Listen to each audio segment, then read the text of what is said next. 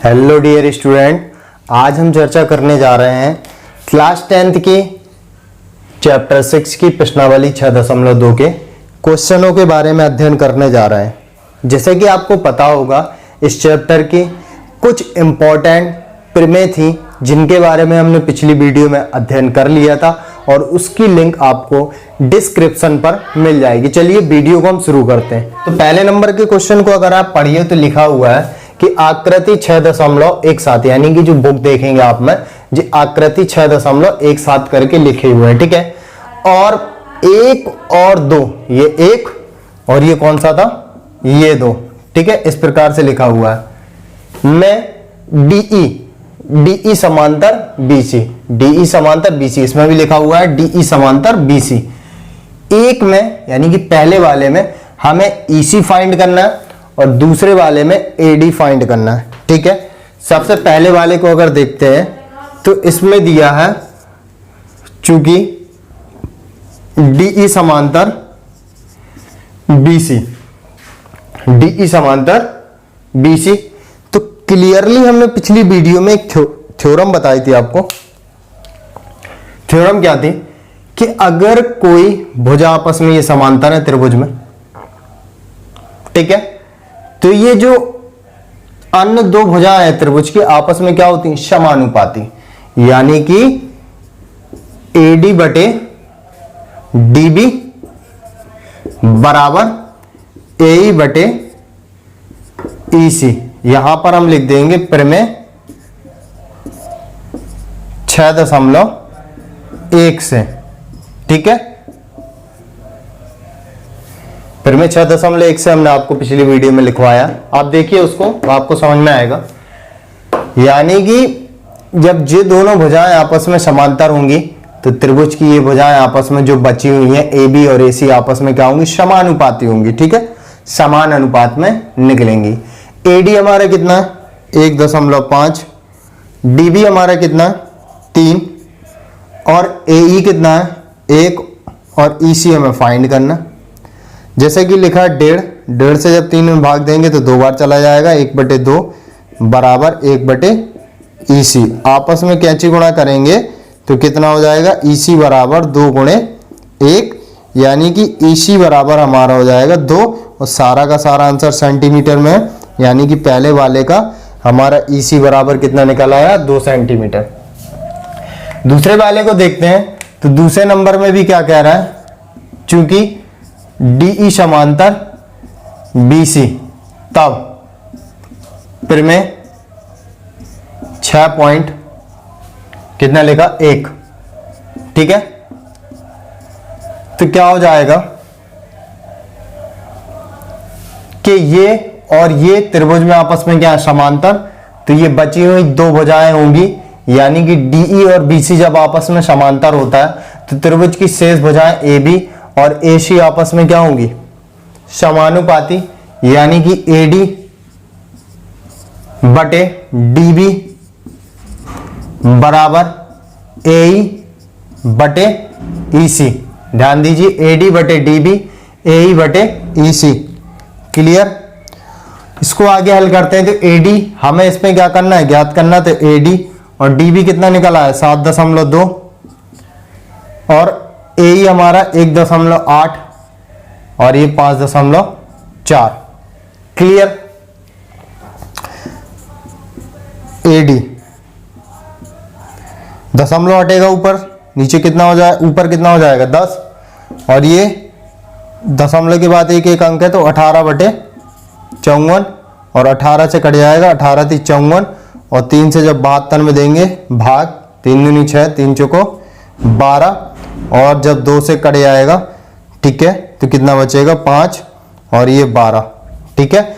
यानी कि 5AD बटे 12 बराबर 1, सब कट गया ना, बटे में 1 लेके क्या कर दें, कैंची गुणा, और जब कैंची गुणा करेंगे तो 5AD × 1, ठीक है, और ये कितना हो जाएगा 12 × 1, यानी कि AD, ठीक है ना, बराबर 12 और 5 पक्षांतर जाएगा तो भाग में चला जाएगा, तो 5 दूनी 10, 5 चौको 20, यानी कि 2.4 सेंटीमीटर हमारा किसका मान निकल आया, AD। तो इसमें दो ही चीजें पूछ रहा था कि पहले वाले में हमें EC फाइंड करना था और दूसरे वाले में हमें AD फाइंड करना था। तो आपको क्लियर समझ में आया तो वीडियो को पॉज कर लीजिए और क्वेश्चन को नोट कर लीजिए। अब हम चर्चा करने जा रहे हैं दूसरे नंबर के क्वेश्चन पे। तो दूसरे नंबर के क्वेश्चन पे क्या कह रहा है, किसी त्रिभुज PQR की भुजाओं PQ और PR पर क्रमशः बिंदु E और F स्थित है। निम्नलिखित में से प्रत्येक स्थिति के लिए बताइए कि क्या EF समांतर QR। सारी कुछ वैल्यू दी हुई है। तो सबसे पहली चीज क्या बोला क्वेश्चन पे कि उसने त्रिभुज PQR, ठीक है। तो त्रिभुज PQR सबसे पहले हम क्या कर लेते हैं, बना लेते हैं। त्रिभुज PQR, ठीक है। त्रिभुज PQR की भुजाओं PQ और PR पर क्रमशः E और F स्थित है इस प्रकार से। निम्नलिखित में से प्रत्येक स्थिति के लिए बताइए क्या EF, यानी कि EF को हमें मिला देना। तो हमें चेक करना है क्या EF समांतर QR के है या नहीं, ठीक है। पहली स्थिति को देखते हैं। हम सभी लोग जानते हैं अगर ये समांतर है, यदि EF समांतर QR है, ठीक है। अगर समांतर है तब क्या होना चाहिए, PE बटे EQ बराबर PF बटे FR। पहली वाली स्थिति देख रहे हैं, PE कितना है 3.9, EQ कितना है 3, PF कितना है 3.6 और FR कितना है 2.4। बात क्लियर। दशमलव हटा यानी कि 39 बटे 30, ठीक है। इसका दशमलव अलग कर दिया। दशमलव के बाद सेम अंक है यानी कि 36 बटे 24। दोनों को कैंसिल करते हैं, 3 एकम 3, 3 तिरका 9 और ये 10। इसको भी हल करते हैं, 3 एकम 3, 3 दूनी 6, 3 24। अभी इसको और हल कर सकते हैं यानी कि 13 बटे 10 बराबर 4 से हल हो जाएगा, 4 × 12, 4 दूनी 8। तो यानी कि ये दोनों आपस में क्या निकले, बराबर नहीं निकले। अतः PE बटे EQ does not equal PF बटे FR। क्या हुआ, बराबर नहीं निकले ना। रेशियो अगर बराबर निकलते तो प्रूव हो जाता ये दोनों समांतर है, EF और QR समांतर है। यही तो होता है नियम, जस्ट आपने पढ़ा ना पिछली थ्योरम में कि अगर ये दोनों समांतर हैं तो ये अनुपात आपस में क्या होते हैं, बराबर, या अनुपात बराबर है तो ये भुजाएं समानुपाती। बात तो एक ही है। अगर समांतर होती तो ये अनुपात बराबर निकलना चाहिए था, लेकिन ये बराबर नहीं निकला। अतः EF समांतर QR नहीं है। बात क्लियर, बात क्लियर। बराबर नहीं निकला तो ये दोनों आपस में समांतर नहीं है, ठीक है। दूसरे को देखते हैं। दूसरे नंबर पे भी तो यही है, उस पे भी रेशियो चेक करना है, ठीक है। यदि EF समांतर QR तब क्या होगा, PE बटे EQ बराबर PF बटे FR, ठीक है। PE कितना है 4 सेंटीमीटर। QE बोलो, QE बोलो या EQ बोलो, बात एक ही है, यानी कि 4.5। क्लियर। PF कितना 8, FR कितना हमारा, FR बोलो या RF बोलो, बात एक ही है, 9 सेंटीमीटर। दशमलव लौटेगा ऊपर, एक जीरो बढ़ जाएगा और ये 45 बराबर 8 बटे 9। दोनों 5 से कट रहा, 5 बटे 40, 5 45, 8 बटे 9, यानी कि दोनों क्या हो गए, बराबर। तो यहां पर क्या लिखेंगे, चूंकि PE बटे EQ बराबर PF बटे FR है, अतः क्या सिद्ध करना था, EF समांतर QR है, ठीक है, इस पे होगी और इसमें समांतर नहीं होगी। अब तीसरी वाली कंडीशन और देखते हैं कि तीसरी वाली में क्या बनता है, बात को समझना है। यदि, यही चीज लिखेंगे, यदि EF समांतर QR है तब क्या होना चाहिए, PE बटे EQ बराबर PF बटे FR। अब हमें ध्यान देना कि PQ दिया है, ठीक है, PR दिया हमारे पास, PE दिया हमारे पास और PF दिया। PE हमारा कितना है 0.18।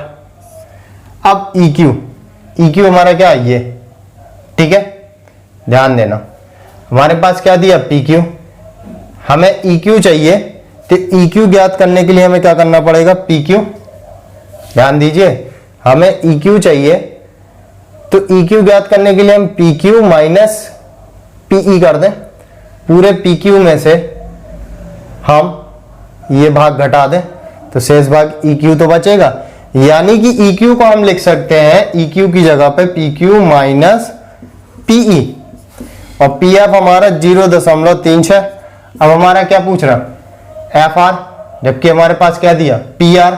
अगर हमें FR ज्ञात करना है तो PR में से अगर PF को घटा दें तो FR ही तो बचेगा, तो माइनस PF, ठीक है। देखते हैं तो 0.18, PQ हमारा कितना है 1.28 और PE हमारा कितना है 0.18। क्लियर, ये 0.36 और PR हमारा 2.56 और PF हमारा कितना दे रहा है 0.36। हल करेंगे तो ये 0.18, 8 में से 8 गया 0, 2 में से 1 गया 1, यानी कि 1.10, ये 0.36। इसको हल करते हैं तो 6 में से 6 गया 0, 5 में से 3 गया 2 और ये 2, यानी 2.20।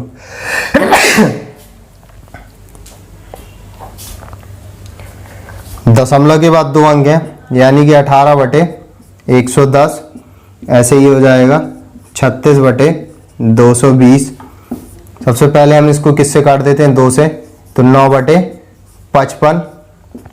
इसको 4 से काट देंगे, 4 9 36, 4 5 20, 4 5 20, ठीक है। ध्यान से देखा आपने, दोनों आपस में क्या निकले बराबर, तो यहां पर हम क्या बोलेंगे, चूंकि PE बटे EQ इक्वल PF बटे FR, ठीक है, अतः EF समांतर QR है।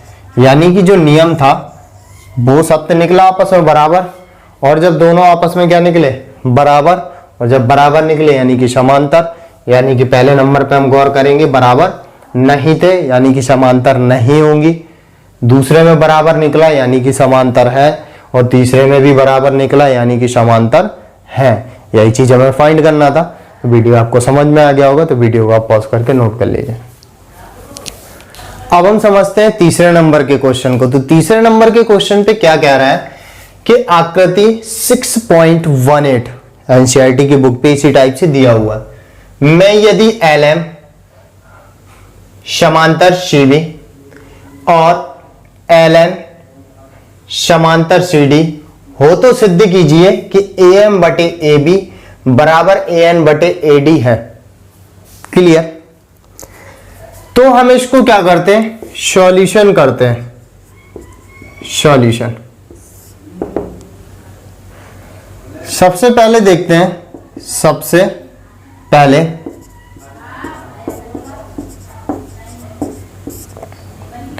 चूंकि LM समांतर CB, ध्यान दीजिए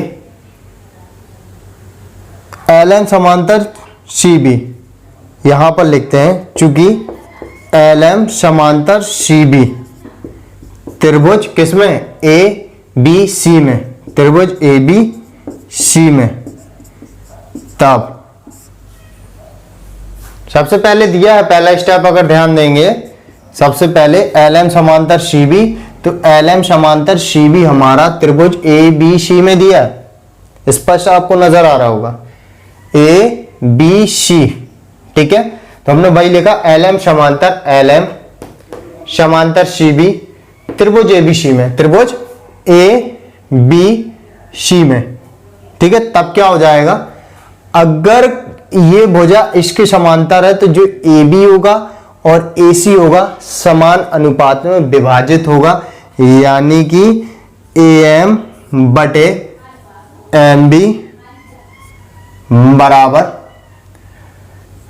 AL बटे LC, समीकरण 1, यानी कि AM बटे MB AL बटे LC, समीकरण 1, ठीक है। पुनः अगली कंडीशन क्या दे रहा है कि LN समांतर CD, तब त्रिभुज ACD में, ठीक।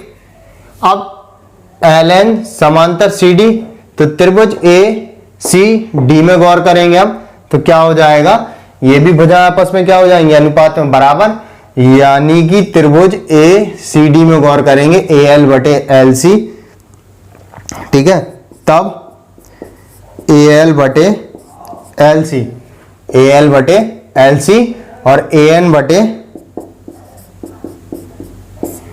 ND, ठीक है, समीकरण दूसरा। बस सिंपल सा ये चीज क्लियर, अगर जिसको हो गया तो समझ लीजिए, आपको ये प्रमेय का सॉल्यूशन एकदम क्लियर समझ में आ जाएगा कि पहले वाले त्रिभुज में ABC में हमने गौर किया कि LM समांतर CB, तो ये दोनों भुजाएं जो बची है AB और AC समान अनुपात में विभाजित होगी, समीकरण 1। इसके बाद LN समांतर CD, तो ACD त्रिभुज में गौर करेंगे, हमारी AC और AD भुजा होगी समान अनुपात में विभाजित होगी, और जब दोनों बराबर हैं तो ध्यान देते हैं हम समीकरण 1 व 2 में, ठीक है। तो यहां पर लिखते हैं समीकरण 1 व 2 में, 1 व 2 में देखेंगे AL बटे LC बराबर, तो ये दोनों आपस में क्या हो जाएंगे, बराबर, ठीक है। समीकरण 1 व 2 में तब देखते हैं AM बटे MB बराबर AN बटे ND, यही तो सिद्ध करना भाई, AM बटे MB, ठीक है, AN बटे ND, नहीं ये नहीं सिद्ध करना, ठीक है। अभी हमारा सिद्ध करने वाला नहीं निकला, ठीक है, क्लियर। AM और MB, हमें AM तो निकल आया, ऊपर वाला AN निकल आया, AB AD नहीं निकला, देखते हैं। तो हम इनको क्या करते हैं, दोनों को आपस में क्या कर देते हैं, पलट देते हैं, ये सिद्ध करने के लिए। तो क्या करेंगे, दोनों का व्युत्क्रम करेंगे, तो AM नीचे आ जाएगा और MB ऊपर पहुंच जाएगा बटे AM, ऐसा करके लिख देंगे या, ठीक है। और ये क्या हो जाएगा, ND बटे AN, ठीक है। ऐसा क्यों, दोनों पक्षों का व्युत्क्रम करने पर, ठीक है, दोनों का व्युत्क्रम यानी कि अपोजिट।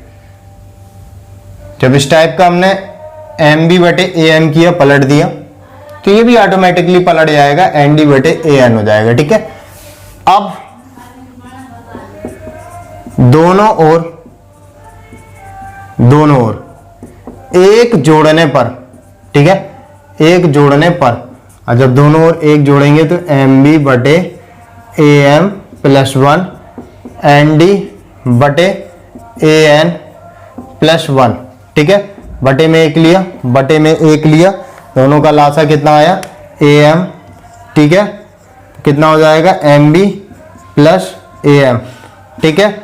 ऐसे ये AN लासा आ जाएगा, कितना हो जाएगा, ND, और इसका गुणा हो जाएगा प्लस AN। अब ध्यान देना, हमारा MB, ठीक है, MB प्लस AM पूरा किसके बराबर हो जाएगा, AB, तो लिख देंगे चूंकि AB बराबर MB प्लस AM, और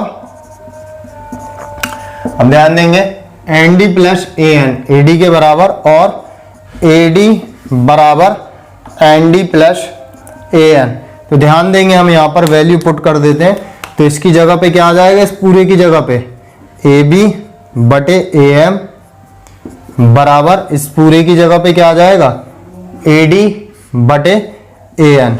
ठीक है, अब यहाँ पर अभी तो सिद्ध नहीं हुआ, पुनः दोनों पक्षों का व्युत्क्रम करने पर जब व्युत्क्रम करेंगे ये भी क्या होगा, पलटेगा, यानी कि ए एन बटे ए बी, और जब ये पलटेगा तो ये भी पलट जाएगा। ठीक है, सॉरी हमने यहाँ पर गलत लिख दिया, ये ए एम था। ठीक है, ए एम था, तो ए एम ऊपर पहुंच गया, यानी कि ए एम बटे ए बी, और ये ए एन बटे ए डी। अब ध्यान दीजिए, ए एम बटे ए बी, ए एन बटे ए डी, और ये हमारा क्या हो गया, प्रूव हो गया।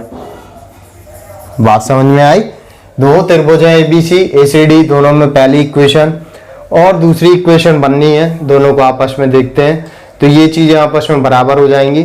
हालांकि यहाँ पर हमें ध्यान देना है कि हर में जो सिद्ध करने वाले में ए बी है, ए एम ऊपर है, यानी कि ए एम खत्म नहीं करना, तो हम इनको दोनों का क्या कर दिया, हमने यहाँ पर व्युत्क्रम कर दिया और दोनों और प्लस का 1 ऐड कर दिया। देख रहे हैं, बटे में A M A N shape बचा, क्योंकि ए एम और ए एन प्रूव करने वाले में है। इसकी जगह पे ए बी, इसकी जगह पे ए डी, फिर व्युत्क्रम कर देंगे, क्योंकि ऐसा ही सिद्ध करना है, तो व्युत्क्रम कर देंगे तो दोनों पक्षों का क्या हो जाएगा, व्युत्क्रम, और ये क्या हो गया, प्रूव। और जब प्रूव हो गया तो आपको क्लियर समझ में आ गया होगा, तो वीडियो को पॉज करके नोट कर लीजिए। अब हम देखते हैं चौथे नंबर के क्वेश्चन को। तो चौथे नंबर के क्वेश्चन पे कह रहा है कि आकृति 6.19, ठीक है, ये रही आकृति, हमने बना ली पहले से, जिसमें डीई समांतर एसी और डी एफ, ठीक है,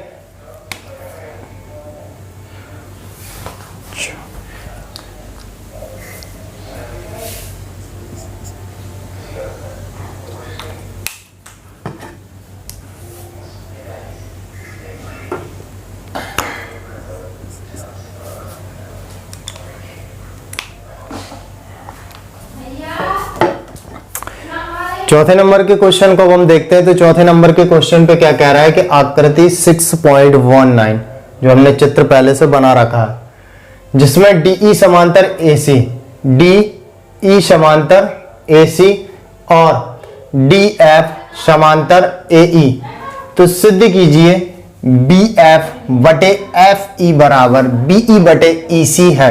ये हमें क्या करना, प्रूव करना। ठीक है, सॉल्यूशन शुरू करते हैं इसका।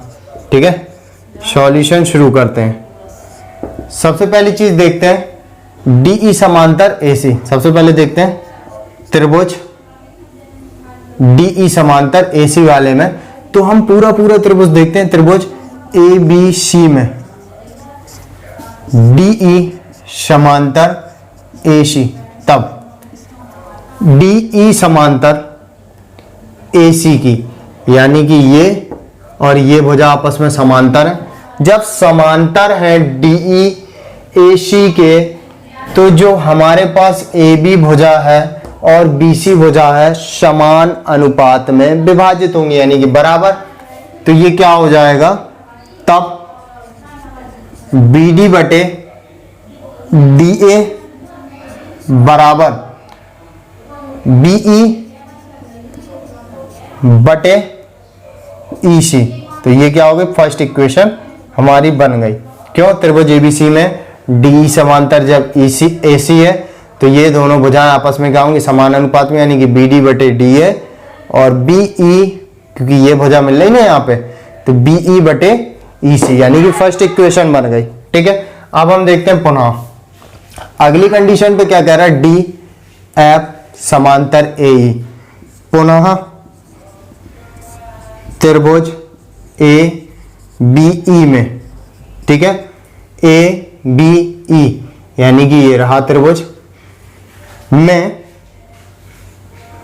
डी एफ समांतर ए, डी एफ समांतर ए, तब, और जब ये समांतर है तो त्रिभुज ए बी ई में डी एफ समांतर ए, तो हमारी जो ए बी भुजा है और हमारी बीई भुजा आपस में क्या होंगी, समानुपात, यानी कि बराबर अनुपात में कटेंगी, यानी कि BD बटे DA बराबर DF AE के है, यानी कि BF बटे FE। ठीक, तो ये क्या हो गई इक्वेशन सेकंड।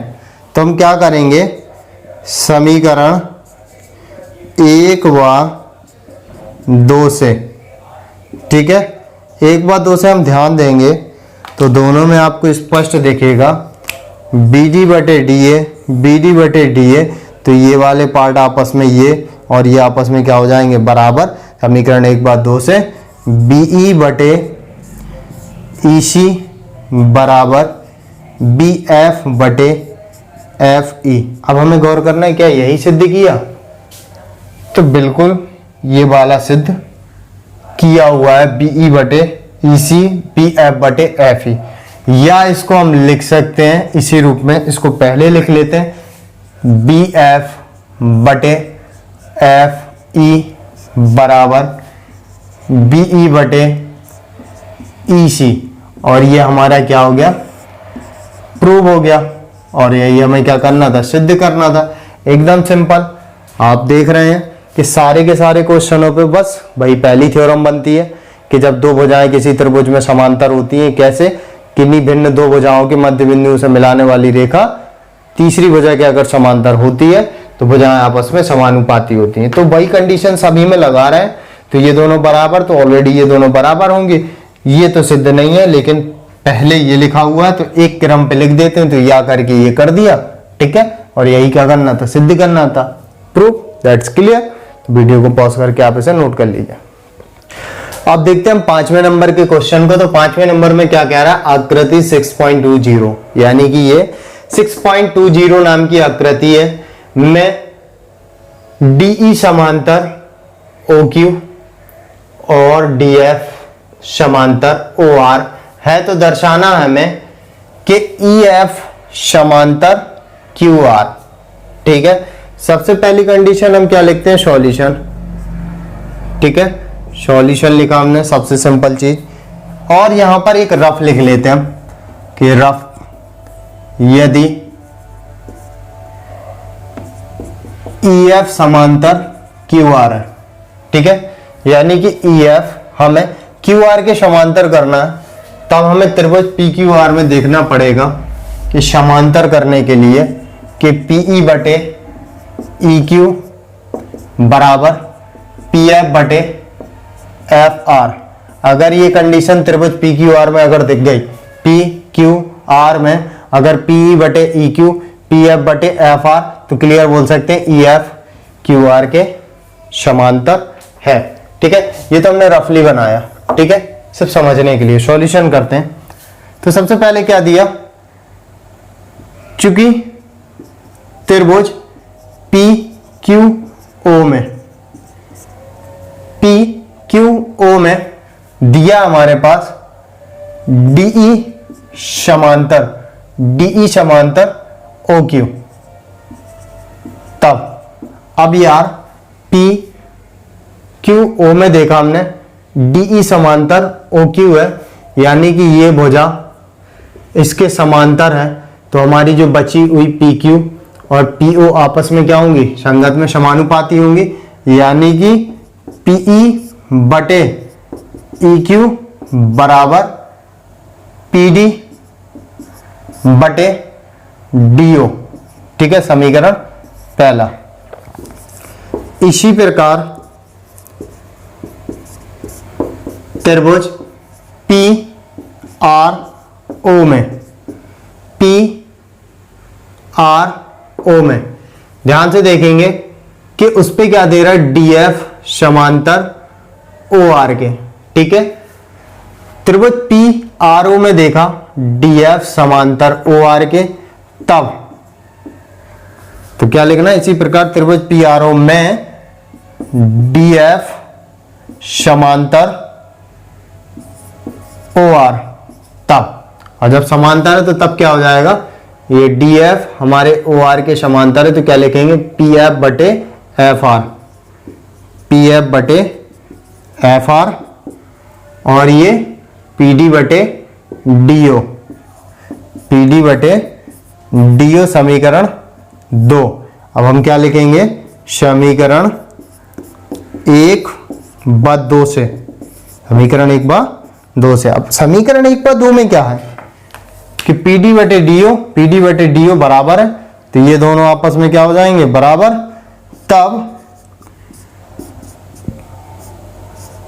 पीई बटे ई क्यू बराबर पी एफ बटे एफ आर।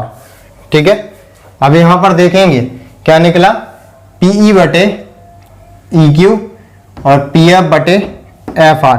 ठीक है, तो हमने क्या देखा, चूंकि त्रिभुज पी क्यू आर में पीई बटे ई क्यू बराबर पी एफ बटे एफ आर, पी एफ बटे एफ आर।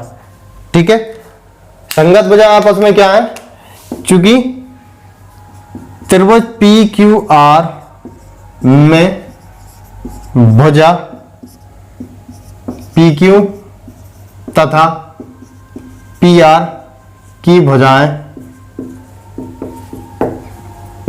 आपस में समानुपाती हैं, तब जब समानुपाती हैं तब हम बोल सकते हैं, तब ई एफ समांतर क्यू आर। ठीक है, और ये क्या हो गया, प्रूव्ड। अगर आप ध्यान से देखें, रफली में भी हमने ये लिखा था पीई बटे ई क्यू और पी एफ बटे एफ आर अगर सिद्ध करते हैं तो ये इसी की कंडीशन होती है। तो हमने पहले नंबर ये निकाल दिया, बाद में ये सिद्ध कर दिया। रफली में हमने बताया था कि ये होने के लिए ये कंडीशन, और सॉल्यूशन में हमने क्या बताया कि ये हो गया तो ये कंडीशन तो हो ही गई लाई इसके लिए, यानी कि ये क्या निकल आया कि ये चीज कंडीशन आपस में संगत बजाय समानुपाती। तो ई एफ क्यू आर के समानुपाती ना होके क्या होंगे, आपस में समांतर होंगी, जो कि हमने क्या कर दिया, सिद्ध कर दिया। क्लियर, तो वीडियो आपको समझ में आ गई होगी। और जाते जाते अंत में आप सभी से रिक्वेस्ट है कि यदि अब तक आपने चैनल को हमारे सब्सक्राइब नहीं किया तो यूट्यूब चैनल को सब्सक्राइब कर लीजिए, और जाते जाते कमेंट जरूर कीजिए कि आपको वीडियो कैसी लगी।